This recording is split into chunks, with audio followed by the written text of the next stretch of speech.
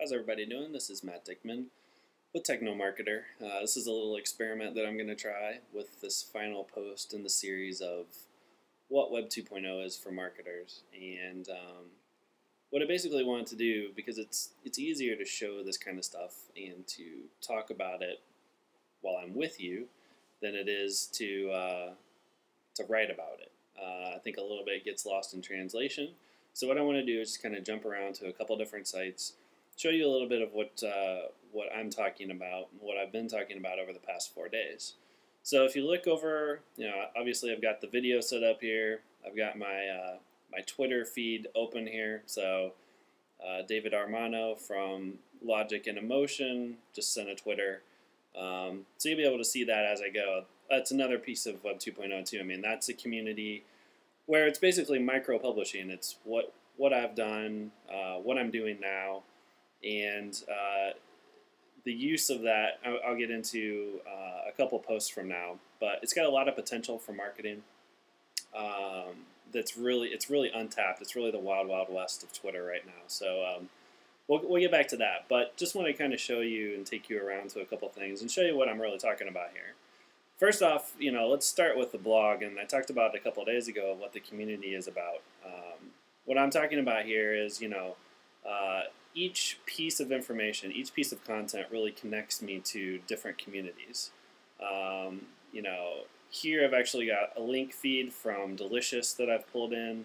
So every time I post something, it basically wraps those up, and once a day it posts to my blog and lets people know just what I'm looking at. So it's connecting me with those bloggers. They're able to see that I'm linking over to them, that I found value in that, because that's where I put the things that I find the most valuable to me. I tag those in Delicious. So from the bottom of each one of my posts, like here's the one from yesterday on It's the Community Stupid.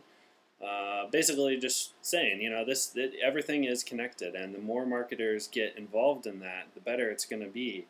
Because if you're not driving what the community is saying, and you're not even aware of what the community is saying, you might be in for a shock because people are talking about you. You just need to know who's talking about you and when, so that you can manage what's going on out there better.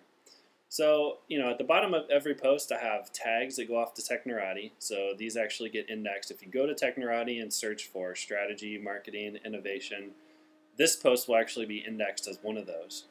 As well as I've got a couple different options at the bottom of every post. So I've got an add this link, which goes and you're able to actually filter and tag this post to any of a different number of social networking sites. You can dig it, you can add it to Delicious, Newsvine, Reddit, any of those sites. You can email it directly from the post. Email is a huge way that people still communicate. So we're not just saying, blogging is what it's all about. Use existing communications devices to keep spreading the message. So people can save it to Delicious from here. It just makes it easier. Subscribe to the feed overall. Dig it. Google bookmark it.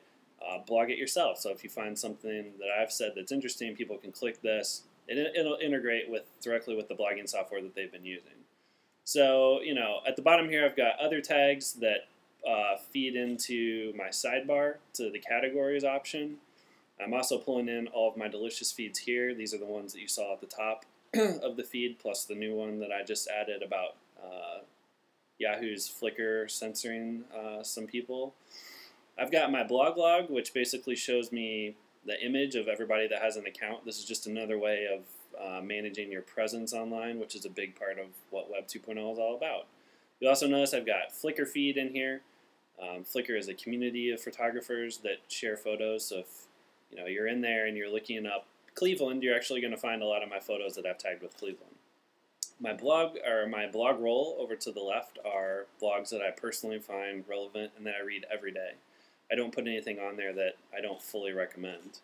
And then, I've got presentations on here, which are as part of other networks. So if you go to SlideShare, you can actually pick up these presentations. They're all managed there. People have found me through SlideShare.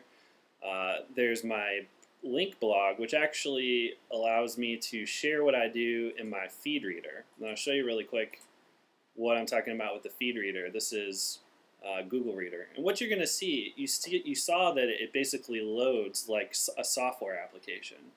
And that's using web technology that allows me and this interface to work more fluidly together.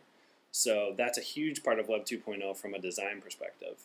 And this is how I read my feeds. I hit the J key, I follow through. This is also the importance of writing good headlines, because that's the way that I'm going to pick you up. So if I get through here and I find something, here's a weekend project on Lifehacker, it's a little bit more Lifehacker. Let's say I go to somebody like CK's blog. These are the 2 new posts it tells me that she's written since the last time I read it. The first post, thanks for the labs. But I can basically share this right here. Okay, as soon as I hit share, what it's going to do is it's going to come back to my blog and it's going to update it. So hers is the first post on the link blog. Just another way that I'm using technology to connect the pieces of what I do on a daily basis to really give value to my readers. So if you're on here and you're reading what I'm saying, you have a lot of different opportunities to connect with other people, to connect with me, to connect with content that's done through other networks. That's basically what I'm talking about with Web 2.0. If I go back to the reader, though, you'll see that the way this interacts, it's really like a piece of software. So I can come in here, I can add subscriptions. It doesn't take me to a new page. It does it all right in line with what I'm doing.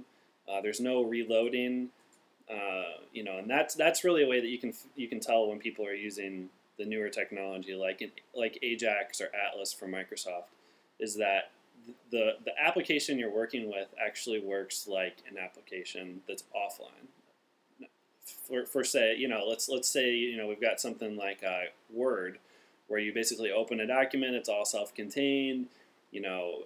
There's no reloading or refreshing like you would typically see in a web application.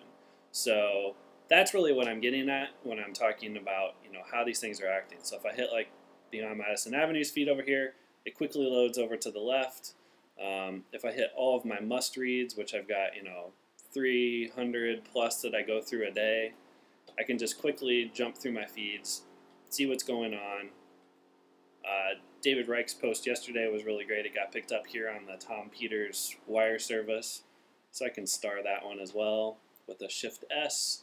So what I'm really talking about is finding ways to increase and enhance the user experience. That's what it's really all about, adding value to that, and adding value to the user experience adds value to your overall brand, because people are engaging with you. They're much more likely to pass you along and really help drive traffic, drive buzz, drive business, and that's what really Web 2.0 is all about. So I hope this experiment went well. I'm going to post it up there and tell me what you think. And until then, I will see you next time.